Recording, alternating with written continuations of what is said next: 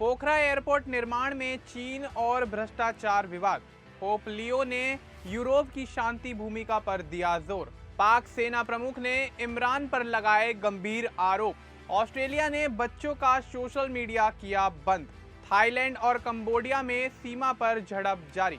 नमस्कार, आप देख रहे हैं द न्यूज़ 15 और मैं हूं आपके साथ मनीष कुमार सैनी। इस बुलेटिन में आपका बहुत बहुत स्वागत है और अब वक्त हो चला है दुनिया की 5 बड़ी खबरों पर नजर घुमाने का। सबसे पहले बात कर लेते हैं नेपाल और चीन की।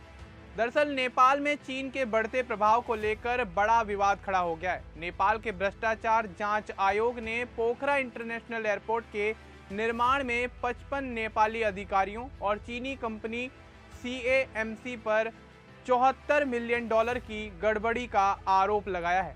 आयोग के अनुसार सरकार और कंपनी ने निर्माण खर्च में हेरफेर करके बिल्डिंग रकम $169.6 मिलियन से बढ़ाकर $244 मिलियन कर दी है।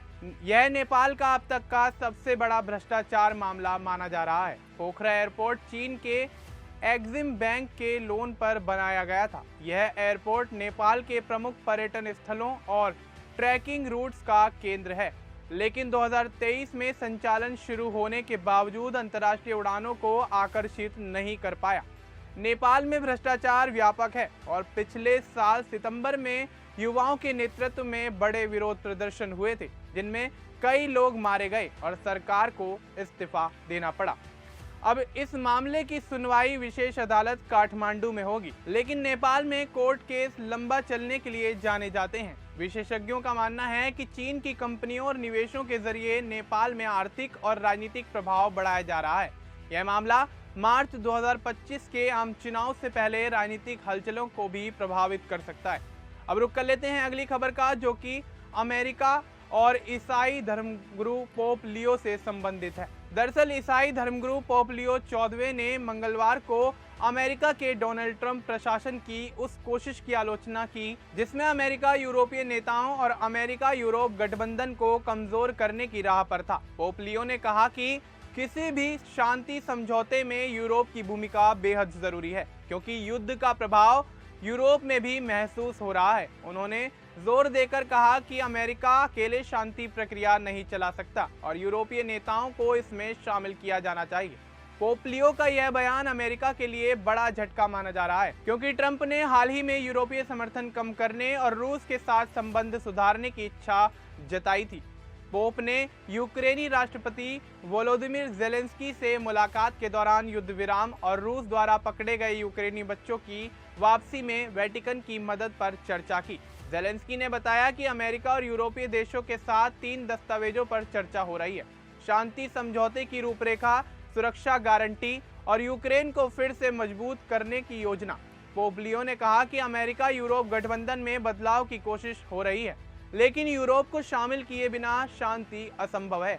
उन्होंने पहले भी जेलेंस्की और पुतिन से बातचीत कर शांति प्रयासों को आगे बढ़ाया है। अब रुक कर लेते हैं अगली खबर का, जो कि पाकिस्तान सेना और मीडिया से संबंधित है। दरअसल पाकिस्तान की सेना मीडिया निदेशक लेफ्टिनेंट जनरल अहमद शरीफ चौधरी इस समय भारी आलोचना का सामना कर रहे हैं। हाल ही में एक प्रेस कॉन्फ्रेंस में जब एक महिला पत्रकार अब्सा कोमल ने जेल में बंद पूर्व प्रधानमंत्री इमरान खान से जुड़ा सवाल पूछा, तो चौधरी ने पत्रकार की ओर गलत इशारा करते हुए जवाब दिया।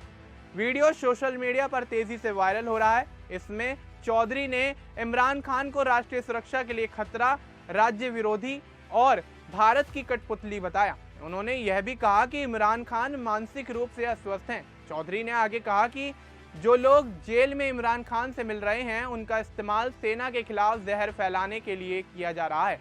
उन्होंने इमरान खान को आत्ममुग्ध और अत्यधिक राजनीतिक महत्वाकांक्षाओं वाला बताया और कहा कि उन्हें लगता है कि अगर वे सत्ता में नहीं हैं तो कुछ भी नहीं होना चाहिए। चौधरी ने यह भी चेतावनी दी कि पाकिस्तान की सेना और जनता के बीच दरार डालने की किसी को अनुमति नहीं दी जाएगी और राष्ट्रीय सुरक्षा के मामलों में कुछ संवैधानिक सीमाएं होती हैं। इस बयान के बाद सोशल मीडिया पर लोग इसे आलोचना और मजाक दोनों रूप में साझा कर रहे हैं। इसके बाद रुक कर लेते हैं अगली खबर का, जो कि ऑस्ट्रेलिया से संबंधित है। दरअसल ऑस्ट्रेलिया ने 10 दिसंबर 2025 से 16 साल से कम उम्र के बच्चों के लिए सोशल मीडिया प्रतिबंध लागू कर दिया है। अब Facebook, Instagram, TikTok, YouTube, x, Snapchat, threads, Reddit, Twitch और किक जैसी कंपनियों को बच्चों के लिए अपनी सामग्री ब्लॉक करनी होगी। यदि कंपनियां नियम का पालन नहीं करती तो उनके खिलाफ 49.5 मिलियन ऑस्ट्रेलियाई डॉलर तक का जुर्माना लगाया जा सकता है। प्रधानमंत्री एंथनी अल्बनीज ने इसे परिवारों की ताकत की वापसी बताया और कहा कि यह बच्चों को अपनी बचपन जीने का अधिकार देगा। हालांकि इस फैसले को लेकर बच्चों और माता-पिता की प्रतिक्रिया मिली-जुली आ रही है। कुछ बच्चे सोशल मीडिया तक नहीं पहुंच पाएंगे तो कुछ नकली दाढ़ी जैसे ट्रिक्स से उम्र पहचान तकनीक को चकमा देने की कोशिश कर रहे हैं। माता-पिता और बड़े भाई बहन भी कुछ बच्चों को बचाने में मदद कर सकते हैं। ई safety commissioner Julie Inman grant ने बताया कि कंपनियों के पास पहले से ही उपयोगकर्ताओं का डेटा है, जिससे उम्र का पता लगाना आसान है।